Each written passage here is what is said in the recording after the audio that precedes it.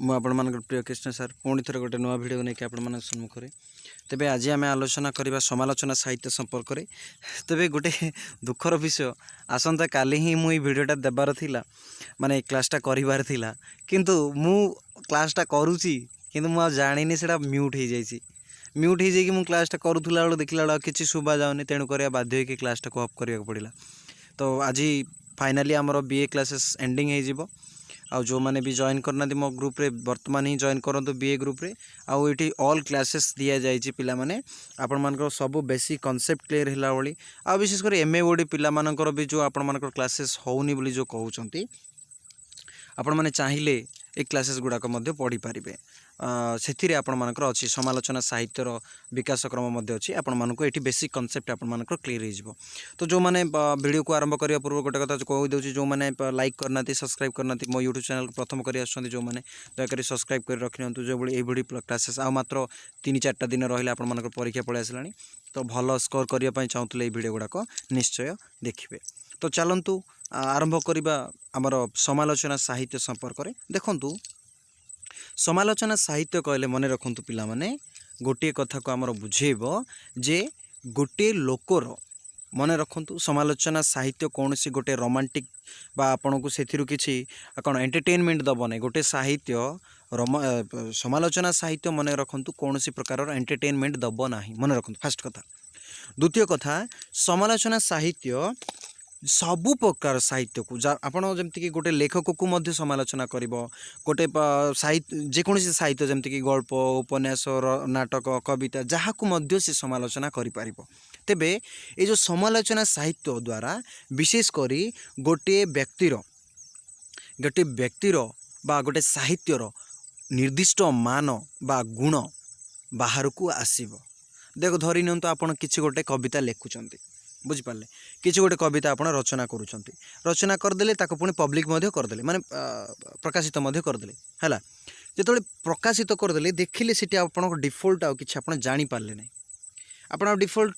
ଜାଣିପାରିଲେ ନାହିଁ, ପ୍ରକାଶିତ କରିଦେଲେ। କିନ୍ତୁ ସମାଲୋଚନା ସାହିତ୍ୟ ଯେଉଁମାନେ ସାହିତ୍ୟିକମାନେ ଅଛନ୍ତି, ସାହିତ୍ୟିକଗଣ, ସମାଲୋଚକଗଣ, ସେମାନେ କ'ଣ କରିବେ, ସେ କବିତା ଯେତେବେଳେ ପଢ଼ିବେ ଦେଖିବେ କେଉଁଠି ଡିଫଲ୍ଟ ରହିଲା, ହେଲା, ଡିଫଲ୍ଟ କେଉଁଠି ରହିଲା ତାକୁ ଦର୍ଶାଇବେ ସେମାନେ। ଏଇଠି ଏଇ ଜାଗାରେ ଏଇ କବିତାର ଏଇ ଲାଇନ୍ରେ ଏଇଠି ଭୁଲ ରହିଗଲା, ଏଇ କବିତାର ଏଇ ଜାଗାରେ ପର୍ଟିକୁଲାର ଏଇ ଜାଗାରେ ଭୁଲ ରହିଲା, ଆଉ ଲେଖକ ୟା ପ୍ରତି ଦୃଷ୍ଟି ଦେବା କଥା ଥିଲା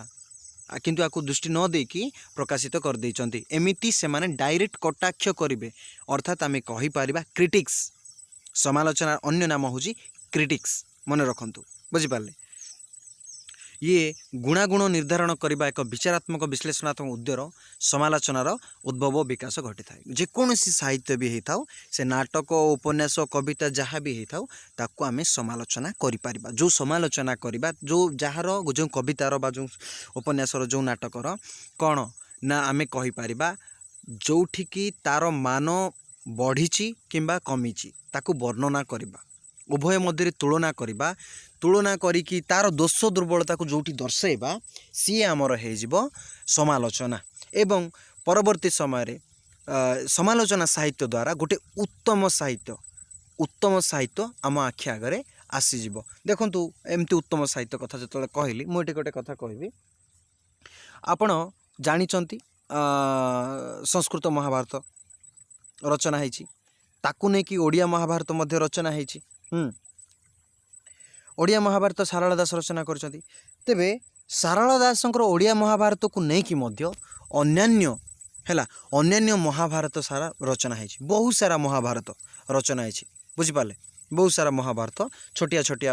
ଲୋକମାନେ ଲେଖିଛନ୍ତି। ତେବେ ମୁଁ କହିବା କଥା ଏଠି କାହିଁକି, ଯେତେବେଳେ ସେମାନେ ଗୋଟେ ମହାଭାରତରେ ଯାହା ବି କିଛି ବର୍ଣ୍ଣନା ଲେଖୁଛନ୍ତି ବା ମହାଭାରତ ସମ୍ପର୍କରେ ଲେଖୁଛନ୍ତି, ଯଦି ସାରଳା ମହାଭାରତରେ କ'ଣ ଭୁଲ ରହିଲା ଆଉ ଏମାନଙ୍କର ମହାଭାରତରେ କ'ଣ ଭୁଲ ରହିଲା, ସେଇଟା ଆଉ ଗୋଟିଏ ଲେଖକ ବା ସମାଲୋଚକଗଣ କ'ଣ କରିବେ, ତାକୁ ସମାଲୋଚନା କରିବେ। ସମାଲୋଚନା କରିକି ତା'ର ଦୋଷ ଦୁର୍ବଳତାକୁ ଲୋକଙ୍କ ଆଗରେ ଦର୍ଶାଇଲା ପରେ ପ୍ରକୃତରେ କେଉଁଠି ଭୁଲ ରହିଲା ଏବଂ ତା'ର ଠିକ୍ କ'ଣ, ଯେତେବେଳେ ଭୁଲକୁ ଦର୍ଶାଇଗଲା ସମାଲୋଚନା ସାହିତ୍ୟ, ତାହେଲେ ଠିକ୍ଟା କ'ଣ ତାକୁ ମଧ୍ୟ ବର୍ଣ୍ଣନା କରିବେ। ତ ସେଇ ଯେଉଁ ବର୍ଣ୍ଣନା ପଦ୍ଧତି ହେଉଛି ଆମର ସମାଲୋଚନା, मन रखु साधारण विचारवंत एवं बौद्धिक गुण संपन्न साहित्यिक पाठक काव्य कविता गल्प उपन्यास प्रभृति पाठ करू से केवल आनंद लाभ व मनोरंजन उपादान संग्रह करे ना बरं सेगुड़िकर मूल्य निरूपण व मान निर्धारण करने हूँ आग्रह प्रकाश करता है समालोचना साहित्य। मन रखु आम गल्प उपन्यास कविता हाँ एगुड़ाक पढ़ी आमको कौन नाटक एगुड़ाक पढ़ी आमको कौन खाली मनोरंजन ही मिल एंटरटेनमेंट ही मिल किंतु समालोचना साहित्य जो आम पढ़ा ना सेठी आमको कौन मिल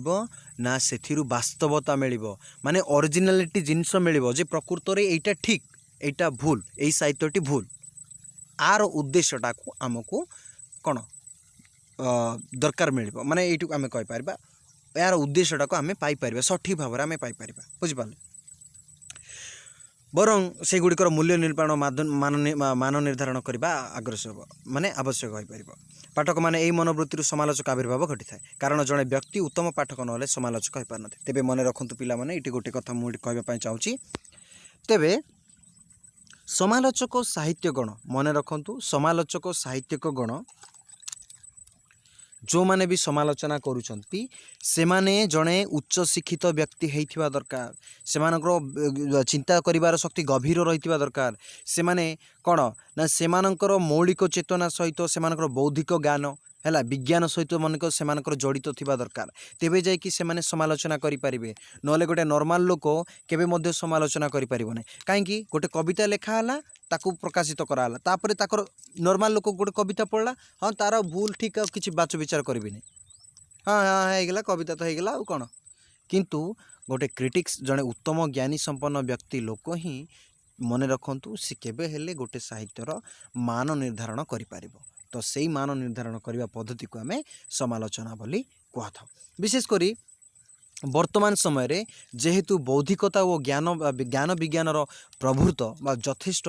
वृद्धि पाई सारा तेणुक समालोचना साहित्य अधिकरु अधिक माने कौन दृढ़ बा शक्ति होगी सी माने कौन शक्तिशाली होगी बृहत्तर होगी बाहर आग काल जहाँ भी समालोचना करुले तार एते भी सठिकता निरूपण हो पारुनथुला किंतु वर्तमान समय रे जो आमे विज्ञान रे जुग रे अच्छे लोक मानकर बौद्धिक चेतना वृद्धि पाई तेणुक यही समय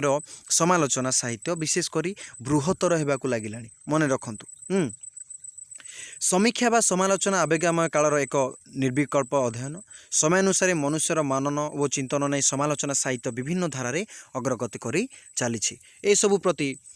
विद्यार्थी मानकर धारणा नितांत रहिबा आवश्यक तेबे देखंतु एटी कोन कहूची मनुष्य एका बेले के दुईटी जगत रे वास करे सेति मध्यरु गोटिए हैला भाव जगत अन्यटी हैला ज्ञान जगत मने रखंतु एटा आपण मानकर कथा आसिलानी जेतेबेले मनीषर कथा आसुची मनीष सर्वदा दुईटी उद्देश्य रे से कौन करे बसति स्थापन करे बा दुईटी दिग को लेकिन से एठारे रही थाए गोटे हैला भाव जगत अन्यटी हैला ज्ञान जगत तो भाव जगतटा कौन विशेषकर प्रथम जगत बा भाव जगतटी होची भावधर्मी एवं हृदय सर्वस्व भाव सर्वस्वत्व भावना आवेग प्रवणता कल्पना उपरे गुरुत्व एवं स्वप्न उपरे प्राधान्य देकी ए जगतटी चारित्रिक विशेषत्व को कौन अनुसरण करते मन रखु जो आमर रहिला भाव जगत देखंतु आपण किछि भाबुचंती आपण किछि भाबुचंती भाबिकी कौन करुचंती ना मन इच्छा भाबिचंती खाली हाँ मु एटा करबी मु एटा करबी मु एपटे जीबी मु अमेरिका जीबी मु लंडन बुलुची एमती भाबुचंती तो भाबिबाटा कौन कल्पना गोटे मनुष्य देहरे गोटे भावनाटा होची गोटे कल्पना किंतु ज्ञान जगत कहले देखंतु पिला माने सेही जिनस ही सेही भाबिबा जिनस ही ज्ञान जगत किंतु मने रखंतु जेतबेले आपण कोनोसी गोटे कौन इलेक्ट्रोनिक वस्तुटा आपण तैयारी करिया पई चाहुचंती गोटे एलईडी बल्ब पे आपण तैयारी करिया पई चाहुचंती गोटे नुआ मॉडल रो ताले प्रथमे आपण भाबुचंती जे मु एमती एमती करबी एमिति एमिति माने एई मॉडल रो हबो तार बेंडिंग करबी तार एटी लगेबी एटी भाबुचंती किंतु ज्ञान जगत कहले जेतबेले ताको वास्तव रूप देबा से जो भावना शक्ति को आमे जेतबेले कोन करिया वास्तव क्षेत्र रे ताको प्रयोग करिबा सी हे जिबा हमर ज्ञान जगत बुझी पाले अन्यटी जो ज्ञान जगत होची विशेष करी चिंता और ज्ञान ताको मु केमिति करिबी भाबी सिना देली हाँ मु एमती एमती करिबी बोली किंतु केमिति करिबी এই जो क्वेश्चनटा हूँ विशेषकर ज्ञान जगत विशेषकर ज्ञान जगत ज्ञान विज्ञान विचार विवेक चिंता चेतना अनुभूति अभिज्ञता अनुसंधान अनुसरण चर्चा गवेषण आलोचक समालोचक जुक्ति तर्क व्याख्या विश्लेषण उपरे गुरुत्व दे था मन रखो विशेषकर ये जो ज्ञान जगतटी गोटे विचार एवं विवेक उभय को गुरुत्व दिए ज्ञान सहित विज्ञान को गुरुत्व दिए चिंता और चेतना अनुभूति अभिज्ञता अनुसंधान अनुकरण करने चर्चा करने गवेषणा करने आलोचना करने समालोचना करने जुक्ति करने तर्क करने व्याख्या करने विश्लेषण करने यही जो कथा होची ये है आपंकर ज्ञान जगतर कथा बुझिपारे तेबे विज्ञान दर्शन इतिहास राजनीति अर्थनीति समाज विज्ञान नृविज्ञान मनोविज्ञान प्रभृति ए जगतर मूल उपादान मन रखु जितेबाला आम ज्ञान जगतर कथा आम जो आलोचना करुँचे केवल तात्विक विषय ही जीव वास्तव कथा ही कह गोटे रिसर्चर कथा ही जीव तेणुक सीटी कौन जीव ना विज्ञान साहित्य जीव सी तो गोटे तात्विक कथा दर्शन साहित्य सी तात्विक कथा तापर आपणकर इतिहास संपर्क में सी गोटे तात्विक जुक्तियुक्तात्मक कथा राजनीति सी भी गोटे जुक्तित्मक कथा अर्थनीति सामाजिक विज्ञान नृविज्ञान मनोविज्ञान तो यही क्षेत्र में तेणुक आपण से गभीर ज्ञान थिले ही आपण तारी संपर्क में धारणा पाइपर बुझिपारे ताकू कह जाए आमर कौन ना ज्ञान जगत है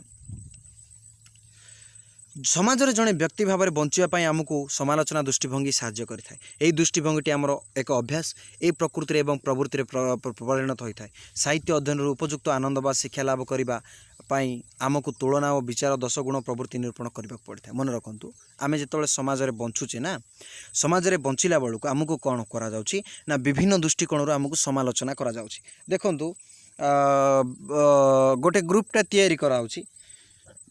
1000 लोक को भल कराउछि किंतु जनकर जदि कौन सी प्रकार समस्त तो सब भल कर मनीष मात्र के भूल हुए किछि जदि एपट सेपट टिक्की भी कहीदेल ताकू है से समय ताकू सी राग रखिकी बड़ रेंज बड़ धरणर रिवेंज नब आउ जो 1000 लोक सेठी भल माने सेठी बहुत सारा किछि हेल्प पाउथिबे से माने आउ किछि भी पार्टी फुटेबे नै एई गोटे लोक विरुद्ध रे से माने भी आर कथा को ही कहबे ना से लोकटी से भाई माने यही जो समाज वास्तव में आम प्रत्येक दिन समालोचना क्षेत्र में आम अग्रगति करी चली था तेबे यही जो समालोचना द्वारा आमर मानसिक व बौद्धिक चिंता वृद्धि होता है कहीं हाँ शिक्षा गोटे मिलता है यही लोक ये कही मुझे एत कलापर ये करते मुझे भूल आम करवा ना तो यही चिंताधारा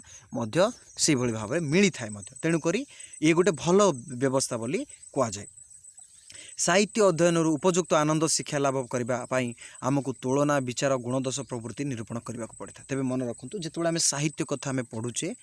साहित्य कहले गल्प उपन्यास नाटक प्रबंध कविता रम्य रचना आत्मजीवनी जीवनी सब जाऊँच किंतु एगुड़ाक पढ़ा खाली आमको एंटरटेनमेंट दरकार ताहा नुह तार दोष दुर्बलता को मध्य आम जनइबा आमर कर्तव्य है ए कथा ये कहु एबे देखिबा साहित्य समालोचना तत्व मन रखु ये गोटे नुआ पॉइंट आपर साहित्य समालोचना तत्व तो भारतीय साहित्य रे समालोचना परंपरा थिला अत्यंत समृद्ध संस्कृत भाषा रे लिखित समालोचना ग्रंथगुड़ी को अलंकार शब्द कहुए तेबे ये जो तत्व कथा साहित्य समालोचना तत्व कहले विशेषकर मन रखु ये प्राचीन कालरू ये समालोचना तत्व गुड़ाक देखा मिलूला तारी संपर्क में आम देखा बुझिपारे भारतीय साहित्य समालोचना परंपरा अत्यंत समृद्ध एवं बहु प्राचीन संस्कृत भाषा रे लिखित समालोचना ग्रंथगुड़ी को अलंकार शास्त्र बोली कहुए मन रखु ओडिया रे जोटा आम समालोचना साहित्य बोली कहू संस्कृत रे ताकू अलंकार शास्त्र बोली कहुए यही शास्त्र मानक महाकाव्य और नाटक प्रवृत्तिर संज्ञा परिचय गठन पद्धति प्रकारभेद कथावस्तु और चरित्र समाहार व्यापक आलोचना कर परिलिखित है तेबे यही जो अलंकार शास्त्र बा संस्कृत साहित्य जहाँ भी समालोचना साहित्य रचना होता विशेषकर से कौन से महाकाव्य एवं नाटक है महाकाव्य नाटक गल्प इत्यादि क्षेत्रर जो सबू संज्ञा रोला कि परिचय रोला कि तार गठन पद्धति कि तार कथावस्तु कौन थी तार प्रकारभेद कौन थी तारी संपर्क में जुक्तियुक्त बा मत बाढ़ुला बुझिपारे एतद व्यतीत टीका टिप्पणी व्याख्या भाषा वृत्ति कारिका प्रवृत्ति नाटक प्रवृत्ति पाठ्य अंशରେ गभीर चर्चा आलोचना कर जाउथला। मन रखंतु ए जो संस्कृत कथा जेतु कह जाउची ए अलंकार शास्त्र कथा जेतु कह जाउची एतद व्यतीत अर्थात से नाटकर काव्यर गठन परिचय संज्ञा कथावस्तु चरित्र को तो समालोचना करूला ता तो ठीक अच्छी ता सहित से रचना होता टीका टिप्पणी व्याख्या भाषा प्रवृत्ति कारिका प्रवृत्ति इत्यादि नाटकर मध्य से कौन करुले ना गभीर चर्चा ये सब साहित्य देखा मिलूला। आलोचना भाषार गठन और तात्पर्य विचार दृष्टि विशद भाव में कर भरत दंडी आनंदवर्धन बामह मम्मट विश्वनाथ कविराज प्रभृति थे भारतर प्रसिद्ध सीमक। तेरे देखूँ এই যে কথা जो कह जाउछि विशेष कर ये समालोचना तत्व जेहेतु आम संस्कृत कथा जेहेतु आम पढ़ुचे ये जो ये समालोचना साहित्य माने जो करिबार ढंग अलंकार शास्त्र जो संस्कृत में कहुए समालोचना साहित्य को ये बहु प्राचीन। तो एमाने समीक्षा करुले जमती कि भरत दंडी आनंदवर्धन भामह मम्मट विश्वनाथ कविराज एमाने बहु प्राचीन कालरू ही एमाने समीक्षा करुले। समीक्षार अन्य नाम होछि समालोचना। यहाँ भी मन रखु एमानक द्वारा रचित अलंकार गुड़िकर भारतीय समीक्षा एक सुदृढ़ भित्तिभूमि निर्माण करथिला। परवर्ती समय भारतर आंचलिक भाषा और साहित्य गुड़िकर उत्पत्ति और विकास घटी और संस्कृत समीक्षा मध्य धारा पूर्व परि प्रचलित थिला। आंचलिक साहित्य गुड़िक निजर पृथक समीक्षा मार्ग निर्माण नक संस्कृत समीक्षा पंथा और ग्रंथ को निजर साहित्य समीक्षार मानदंड भाव में ग्रहण करने निया तेज मन रखु जितेबाला ये तो संस्कृत साहित्य को तो कौन समालोचना साहित्य भाव में ग्रहण करा समालोचना करा तो ठीक किंतु परवर्ती समय रे केतक आंचलिक साहित्य माने जेमती कि हिंदी ओडिया बंगाली तमिल तेलुगु एगुड़ाक आंचलिक साहित्य कहवा निज निज अंचल तो से साहित्य रे मध्य माने से निज निज भाषा रे मध्य समालोचना साहित्य को माने कौन समालोचना करिके रचना कले मध्य विशेष कर कौन होची ना संस्कृत रे जहाँ सब दिग रही ताकू नहीं कि वर्णना करा समालोचना साहित्य नूतन तो किसी नथिला ना। तेणु प्राच्य भारतीय समालोचना कहले मूलतः संस्कृत समीक्षा द्वारा को ही बुझेब। तेणुक प्राच्य बा भारतीय मन रखु प्राच्य कहले भारतीय समालोचना कहले मूलतः संस्कृत समिति साहित्य को ही प्रथमे बुझे पार। तेणुक यार मूल रूप होची संस्कृत को समालोचना बा समीक्षा करने ग्रंथ को आमे प्रारंभ में ये कहीपर भारत में जेहेतु भारतर समीक्षा पद्धति भिन्न भिन्न अनुଯାयी भिन्न भिन्न श्रेणी विभाग परिलिखित होता है सेगुड़िक रसवादी समीक्षा ध्वनिवादी समीक्षा औचित्यवादी समीक्षा वक्रति समीक्षा रीतिवाद समीक्षा। देखो मन रखु ये जो आम पढ़ले कौन पढ़ले ना आम पढ़ले देखूँ आम पढ़े भरत दंडी आनंदवर्धन मम्मट विश्वनाथ कविराज एमाने पुणी किए एमाने तो सबू जड़े जड़े रसवाद रीतिवाद ध्वनिवाद औचित्यवाद वक्रतिवाद जनक ना। तेणुक एगुड़िक मैंने कौन करुले समीक्षा करुले यहाँ को यह भाव में रचना करने कथा से कले एमती सब समीक्षा करुले किंतु जेहेतु वर्तमान स्तर में माने आधुनिक समय रसवाद उपर कौन भी लेखक कौन भी गुरुत्व न देकी रचना करुँच से रचना तेणुक यह देखा मिल न था वर्तमान समय समालोचना साहित्य। तेणुक डब्ल्यूएच वुडसन मतरे है डब्ल्यूएच वुडसन मतरे क्रिटिसिजम मीन्स जजमेंट से कहले क्रिटिसिजम मीन्स जजमेंट कविता बा नाटक उपन्यास संपर्क किसी विचार निष्पत्ति बा अभिव्यक्त करवा है समालोचना रथ। से कौन कहले जे कौन सी कविता नाटक किंबा उपन्यास निमंते जदि आमे किसी विचार विमर्श करवा अर्थात से नाटकटी कौन पाई एमती है से नाटक यहाँ एमती हेबा कथा जदि गोटे कविता लेखला एक कवितार एमती हेबा कथा ए जो कराहब यही सब होची समालोचना साहित्य। तुलना एवं पार्थक्य निरूपण मध्य हेले समालोचना कार्य होता है। मन रखु तुलना करागले कि पार्थक्य निरूपण कले अर्थात से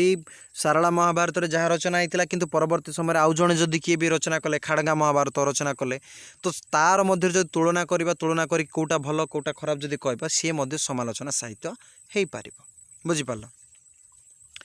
जड़े औपन्यासिक बा कविर रचना को अन्य जड़े कवि बा उपन्यास रचना सहित तुलना करी दुईटीर तारतम्य निर्णय करी से दुईटी मध्य गुरु किए लघु किए निर्णय करवा मध्य समालोचना साहित्यर गुरुत्वपूर्ण भूमिका। मन रखु जेतेबेले गोटे प्रकार कहानी दुई जन लेखिथिबे सेतिरे भिन्न भिन्न परिलिखित कहानी जदि परिलिखित हेले जदि आमे ताकू समालोचना करिया बा तुलना करिकी आमे सेठी दर्शाइबा जे कोटा मेन कोटा कौन मेन नुह कोटा ओरिजिनल कोटी ओरिजिनल कंटेंट रही आ कोटी ओरिजिनल कंटेंट ना रहीनी ताकू आम दर्शाइबा होची तुलनात्मक साहित्यर सॉरी समालोचना साहित्यर गोटे गुरुत्वपूर्ण भूमिका। अवश्य यही कवि उपन्यास एका जुग एका श्रेणी एका प्रकार लिखिथिबा आवश्यक। तेबे मन रखंतु एई जो समालोचना आमे करिबा तेबे जदि कौनसी नाटक किंबा कौनसी कविता कौनसी प्रबंध कौनसी गल्प जदि रचना हुए एका समयर लेखक मानक क्षेत्र रे ही यही सब कार्य हो पारे समालोचना कराबो माने गोटे समयर लेखक ही किंतु जदि भिन्ने भिन्ने रचना करंती ताहेले आमे ताकू समालोचना करि पारिबा हैला बुझि पाले। देख रे कौन रे कई लाइक करनो क्लास करा शेयर कर रे सांगसाथी को डाकी दियो आसिक खाली क्लास शुणुच एत कम पिला शेयर करनो है कारण कई कई कई केबे हेले व्यास बा वाल्मीकि सह रमाकांत रथंकर किंबा टॉल्स्टॉयंकर वार एंड पीस सह मलाजनक उपन्यास को तुलना करने को इच्छा करें। तो मन रखु जदि आम सारला दास सहित वर्तमान जुगर गोटे मनोज दास को आम कंपेयर करवा हम कि सारला दास केवल 15 शताब्दी लेखक सारला मनोज दास एवं रिसेंट मृत्युवरण कले कंपेयर कले हम कि सेमती नुह तेणुक एका समय लेखकों दुईटी रचना जदि एका भाई रही थाए किंतु पार्थक्य जदि से भी परिलिखित होता है तो सेमान क्षेत्र में आम कौन कर समालोचना करें। तेबे समालोचना लिखापी समालोचना करने विशेषकर कहार भूमिका रही थाए ना कवि नाट्यकार उपन्यासक माने कौन करती ना सूचना जगाई था मन रखु है उपादान जगाई था गोटे कवि गोटे नाट्यकार एवं उपन्यासक माने गोटे साहित्यर समालोचना करने विशेषकर एम द्वारा लिखित नाटक किंबा उपन्यास द्वारा एम देखो गोटे उपन्यास आउ गोटे उपन्यास जदि रचना होती सेम टाइप रो किंतु भिन्न देखाऊँगी ताले से उपन्यास कौन करिवो ना मो साहित्य को तुम समालोचना कर मोर यहाँ ठीक सी भी प्रमाण करने चाहूँचे मु ठीक बोले एमती से उपादान जगाई था मन रखु। अर्थात जीवन समालोचनार व्याख्या अर्थात कवि नाटक प्रवृत्ति लिखा जाए एवं पर जीवन समालोचनार समालोचना अर्थ क्रिटिसिजम लिखा जाए तेणु जीवन समालोचनार समालोचना करने ही समालोचना प्रवृत्ति मन रखु। कौन सी नाटक कौन सी प्रबंध कौन सी कविता जो आम रचना करुचे से को जनकर संपर्क में आम वर्णना करुचे तो ताकू कहगला जीवन समालोचना। तेबे से जो जीवन समालोचना को मध्य जो माने समालोचना करती गोटे व्यक्तिर जो समालोचना साहित्य रही जदि जड़े समालोचना करती ताकू कह जाए समालोचना करने ही समालोचनार प्रकृत अर्थ बुझिपारे। तेबे प्राचीन ग्रीसर प्रतिष्ठित लेखक बा समालोचक जे होची लंग्यूनेस है लंग्यूनस प्रथम शताब्दी ख्रीष्टपूर्व प्रथम शताब्दी जड़े व्यक्ति लंग्यूनेस समालोचना संपर्क में एक तत्व प्रचार करी जे ए संपर्क से जो पुस्तकटी लिखिते से तत्वर उल्लेख करते लिखिते on the sublime on the sublime पुस्तक रे से एक गुरुत्वपूर्ण जुक्ति उपस्थापन करथिला कौन कहुआ ना तांको तत्व जना जाए जे समुच्च भाव बा उच्चता सबलाइम ही साहित्यर शेष कथा मन एटा रखतु जो आसिले लंगुनेस से ऑन द सबलाइम नामक गोटे पुस्तक रे समालोचना साहित्यर अर्थ को व्याख्या करिकी से कौन कहले जे समुच्च भाव बा उच्चता सबलाइम ही साहित्यर शेष कथा माने आपण गोटे साहित्य रचना करुचंती मु मध्य गोटे साहित्य रचना करुच्ची गोटे प्रकार कंटेंट गोटे प्रकार कहानी किंतु जेतोळे परीक्षा माने भिन्न भिन्न रहउची लेखारे ताहले उभय को समालोचना करा जिवो कला परे जणुकू सिटी कोन करा हबो ना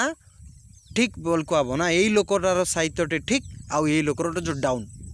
एभली मत देबा होची समालोचनार मूल अर्थ आउ एटा ही ठीक बोली ये किए लंगुनेस कहले बुझिपारे। यही समुच्च भाव है आनंद साहित्य सबलिम प्रभाव जुक्ति तर्क द्वारा नुहे बर प्रकाश क्षमता अंतर को आलोकित कर क्षमता द्वारा को संभव होता है। यार आवेदन बा भावर उत्पादन क्षमता जुक्ति द्वारा नुहे बर कल्पना द्वारा संभव मनर उपर यार प्रभाव तत्कालिक व आकस्मिक सबलाइम तत्वर मूल कथा है शब्द निर्वाचन शैली सौंदर्य विधान एवं रचना अभिजात प्रतिष्ठा एगुड़िक अवश्य रचना बाह्य दिग भीतर दिग है कलाकार निजे तेबे मन रखु सबलिम करने हेले गोटे व्यक्ति को से भली क्षमता रहिबा दरकार से गोटे आनंद देव बुझिपारे से गोटे आनंद देव एवं से गोटे जुक्ति तर्क विषय नुहे बरं गोटे प्रकाश करिबार क्षमता एवं अंतर को आलोकित करिवार क्षमता जगाई थाए सबलिम बा समालोचक। देखंतु विशेषकर दुईटी दिग गोटे बाह्य गोटे अंतर्दिग अनुसार सबलिमटा प्रकाशित होता है बा समालोचना को गुरुत्व दि जाए। जेतोले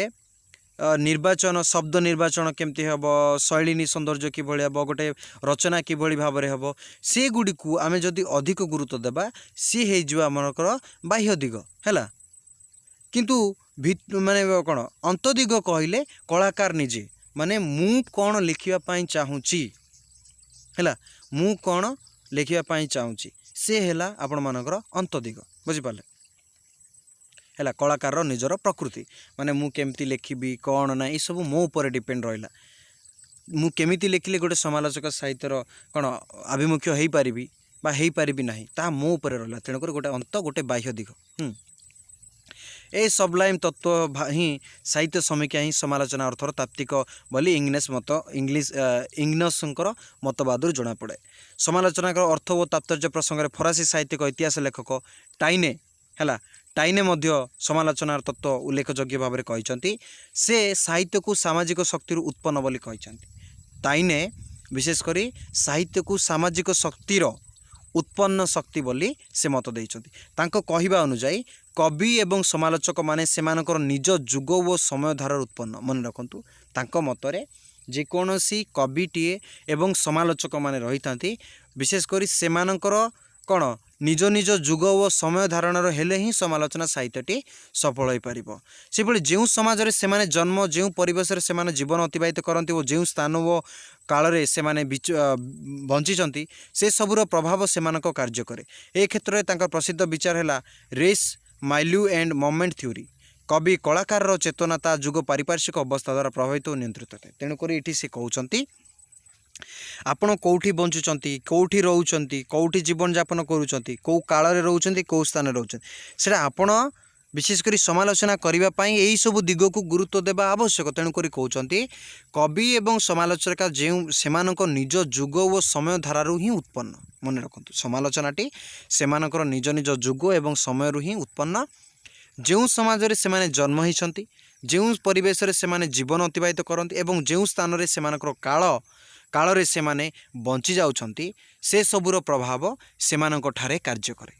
अर्थात मु केमती बंचिली मु कोठी रहिली मु किभली कली माने गोटे लोक समालोचना करिबा पई प्रकृत रे निजे ही गोटे साक्षी हैला। तो यह ही रेस बा जाति माइलू पारिपार्श्विक अवस्था एवं मोमेंट समय थ्योरी परिचित अर्थात यथा भाव आम कहले जाति पारिपार्श्विक अवस्था एवं समय नाम परिचित। साहित्य रचनाटी मूल निर्धारण समय रे समालोचक यही तत्व अनुसरण करिया बोली ताइने गुरुत्व देइछन्ति। तो ये आपण मानकु दरकार नाही आपण चाहिए लिखिबे नले नाही हैला ये आपण को दरकार नाही मु कहि दूची बारंबार ए समालोचना तत्व ए लाइनटा आपण को दरकार नाही चाहिए लिखिबे नले नाही आपण को ऊपर निर्भर रहिला हैला। एबे देखिबा ओडिया समालोचना साहित्यर उत्पत्ति और विकास हैला। ओडिया समालोचना साहित्यर उत्पत्ति और विकास तेबे मन रखु पिला माने आमे तीन गोटी पर्याय आमे समालोचना साहित्य को आमे ये आलोचना करवा मन रखु तीन गोटी पर्याय आमे समालोचना साहित्य को आलोचना करवा। गोटे प्राथमिक पर्याय गोटे माध्यमिक पर्याय आ गोटे शेष पर्याय है। तो ओडिया समालोचना साहित्यर उत्पत्ति और विकास किभली भाव में होता देखु ओडिया साहित्यर विकास पूर्व ओडिशा रे संस्कृति समीक्षा पद्धति टीका व टिप्पणी एवं व्याख्या प्रवृत्तिर रूप धरी प्रचलित थिला। ओडिशा रे जन्मग्रहण करुवा बहु अलंकार शास्त्रविद पंडित संस्कृत भाषार अलंकार ग्रंथमान रचना करी ओडिशा रे पारंपरिक समीक्षा द्वारा अव्यहित रखुले। मात्र ओडिया साहित्यर प्राक सारला जुग वैष्णव जुग काव्य जुग रचित पुराण और काव्य मध्य समालोचना दृष्टिकोण किछि प्रकाशित होते ताहा एक पक्ष संस्कृत समीक्षा प्रतिनिधि मन रखते ये जो कहला ओडिया साहित्य रे विकास पूर्वक ओडिशा रे संस्कृत समीक्षा पद्धति टीका एवं टिप्पणी एवं व्याख्या प्रवृत्ति रूप प्रचलित थिला। मन रखंतु जेतेबेले ओडिया साहित्य रे समालोचनार कथा कहा जाउछि एई समय मध्य समालोचना साहित्य देखिबाकू मिलुथुला प्राचीन काल रे किंतु विशेषकर से गोटे समीक्षा पद्धति टीका माने किछि लाइन अनुसार एई लाइनटा एठी भूल अछि से लाइन सेठी भूल एई भली भाव रे देखिबाकू मिलुथुला। एवं प्राक सारला साहित्य प्राक सारला जुग माने सारला जुग पूर्ववर्ती सारला जुग वैष्णव जुग एवं काव्य जुगरे रचित पुराण गुड़िक विशेषकर समालोचनार दृष्टिभंगी होइथिला तेबे ये जो समालोचना साहित्यर दृष्टिभंगी जो होइथिला प्राक सारला जुग हो जो सारला जुग हो वैष्णव जुग हो काव्य जुग हो आधुनिक जुग हो बा मध्य जुग सॉरी काव्य जुग माने मध्य जुग कथा हो विशेष करी कौन ना किछि किछि अंश है संस्कृत अनुजाई ही संस्कृत जमती समालोचना को अलंकार ग्रंथ बोली कह जाए से भली भाव ही वर्णना करा जाउथुला है अन्य पक्षे पंचसखा जुगर भक्ति निष्ठा को केन्द्र करी एवं ज्ञान भक्ति और प्रेम भक्ति तत्व को केन्द्र करी से सबूर विभिन्न अभिधान अभिमत गढ़ी उठता ते मन रखु यही समय अर्थात पंचसखा जुगर कथा जो आम कौचे यही समय समालोचना साहित्य देखा मिलूला किंतु सेमानकर ज्ञान भक्ति एवं प्रेम भक्ति रे ही समालोचना साहित्य वर्णना करा जाउथुला विशेषतः जगन्नाथ कृष्ण बुद्धंकर अवतारत्व को केन्द्र करी जो विचारधारा सृष्टि होउतुला ताहा ही से समय कवि साहित्य साधक संत व भक्तों मनरे किछि किछि विरोध भाव किछि वैपरीत भावना कि भावना किछि तात्सल्य एवं किछि तुलनात्मक चर्चार एक अभिनव प्रस्ताव आरंभ कर देथिला मन रखंतु जेतले पंचसखा साहित्य जुगर परवर्ती लेखक माने जो आसिले से माने विशेष करी जगन्नाथ कृष्ण एवं बुद्धंक मध्यरे समालोचना करुଥିଲେ एई भगवान नीति ये आम भगवान भल ये एमती तार सेमती ये जो समालोचना से ठारू ही विशेष कर माने मन रखंतु सेटा किए पंचसखा जुगर कवि माने एई जो धर्म उपरे से माने समालोचना करिकी रचना करुଥିଲେ आर उद्देश्य है या है बुझी पाले परवर्ती समय से किसी तात्सल्य किसी तलना आरंभ करते ता छड़ा ओडिशार विभिन्न राजदरबार जो मैंने निंदित प्रशंसित बा भाषित पुरस्कार पाऊला ता राजा सम्मानमुखी आदेश निर्देश प्रत्यक्ष परोक्ष विरुद्धाचारण करुले से विरक्त व खबर प्रकाश करुला घटुला से काव्य पंक्ति मध्यम तेज मन रखु जितेबाला प्राचीन जुग कथा कहुच्छे से साहित्य को समालोचना करा जाउतला से समय कविता माध्यम ही करा जाउतला से दीनकृष्ण दास से लिखते कहले बलराम दास कहे से भूल लिखि देते बोलिकी माने मो कवितार एमती अच्छी कृष्ण संपर्क एमती वर्णना करा जगन्नाथ संपर्क एमती ये जो कराला परवर्त समय राजा मैंने कौन करते कि काठू तो तात्सल्य कि कौ मैंने आवार्ड पाउले किंतु क्यों मैंने समालोचना करी भी आवार्ड पाउले जहाँफल से मैंने रागिकी परवर्ती समय निज निज पंक्ति मध्यम कविता मध्यम वर्णना करुले तो जो प्रारंभ काल रे ओडिया साहित्य जो समालोचना साहित्य कहले यही भाव में थिला हैला तो एमानकर ग्रंथ विशेषकर उपेन्द्र भंज दीनकृष्ण दास अभिमन्यु सामंत सिंह भूपति पंडित सदानंद कवि सूर्य ब्रह्मा है एमाने सब विशेषकर समालोचना करते देखो ये भूपति पंडित कहते तेणु ये गोटे उदाहरण देछि सुरभाषा ही रसमय से नारिकेल फल प्राय नारिकेल फल प्राय क्लेशे होई फल बग सबको नुहे उपजोग देख सुर भाषा ही रसमय से नारिकेल फल प्राय माने सुर भाषा माने संस्कृत भाषार कथा कहला संस्कृत भाषा को जो माने अनुसरण करके जो माने कौन समालोचना करुले संस्कृत भाषा को लेकिन जो माने ओडिया साहित्य रचना करुले तो से कटाक्ष करुले माने तो सेटा ही समालोचना मन रखंतु प्रारंभिक पर्यायर एभली थिला सेंती लिखिछथि भाषा माने ओडिया भाषा सुपुक्क रंभा प्राय कमल साधु रसमय अक्लेशे कर ताकु भोग सबु जीवने उपजोग माने जदि तुम ओडिया भाषा रे प्रकृत भाषा रे तुम रचिबो सी गोटे रंभा सदृश्य है पाखे रहिबो तुमको बहुत सबु बेले पई आनंद ही आनंदमय पाइब लाइफ लॉन्ग आपण माने आनंदमय पाइब किंतु नारिकेल भलिया जदि कण गोटे बेसिया पाखक जीव माने देखो संस्कृत भाषा गोटे बेसिया सहित तुलना कराउछि बुझि पारले सेमिति अन्यत्र निंदा करके पुणी कहते जेबे न थाई कृष्ण रस से संस्कृत कार्य किस जोटी कृष्ण रस नथिबो सेठी से संस्कृत मान किस पाट बसने गुंज फल थिले नुहई बहुमूल्य आपण पाखे पाट वस्त्र थिबो आपण माने पूजा पद्धति करने विभिन्न अलंकार शास्त्र करुवे माने किंतु तार मूल्य किसी नथी आपण कौन देखो आपण मनरे कूट अहंकार गर्व सब रखिथे किंतु ऊपर भल देखे मंदिर जाऊे अलंकार पिंधुवे देखे मु पूजा कर मत भगवान ये करे किछि नहीं आपण सहृदय आत्मा को निर्मल करके पूजा करेंगे ताले डेफिनेटली आपन को भगवान सर्वदा चाहिए। तो यही भाव में ओडिया भाषार मान को जो मैंने न्यून करुँच जो मैंने संस्कृत भाषा को गुरुत्व दूसरी से पक्षे एमाने किए विशेषकर आमर ये भूपति पंडित से उद्देश्य समालोचना कर लिखिं है। से भली आमर कवि सूर्य ब्रह्मा से देखु ये लिखिं केते सुंदर भाव में जुगल रसामृत भौरी काव्य शेष छांदे कवि सूर्य ब्रह्मा तांकर समसामयिक प्रसिद्ध कवि मान संपर्क वर्णना कर। अर्थात कवि सूर्य ब्रह्मा तांकर समसामयिक माने तांको सांगसाथी माने जो माने रचना करते से समय उद्देश्य वर्णना कर। देखु उपेन्द्र सुकवि नित्यरस अनुभवी उपेन्द्र माने उपेन्द्र है सुकवि नित्यरस अनुभवी कृष्ण उपासक नहीं कि कार्य ए ही है माने जो माने वैष्णव धर्म ग्रहण करना सी कि लोक कुंजवन आदि ठीक देवदेवी उपासक लोकनाथ विद्याधर संस्कृत चरये माने लोकनाथ पंडित लोकनाथ विद्याधर कथा संस्कृत चरये माने संस्कृत सेम टू सेम लिखुंट कवि भल कृष्णदास जान से कृष्णरस माने दीनकृष्ण दास से जानी कृष्ण महिमा संपर्क लिखुंट भूपति रस आकार मात्र भ्रम रहे ये भूपति जो भूपति पंडित कथा ये कह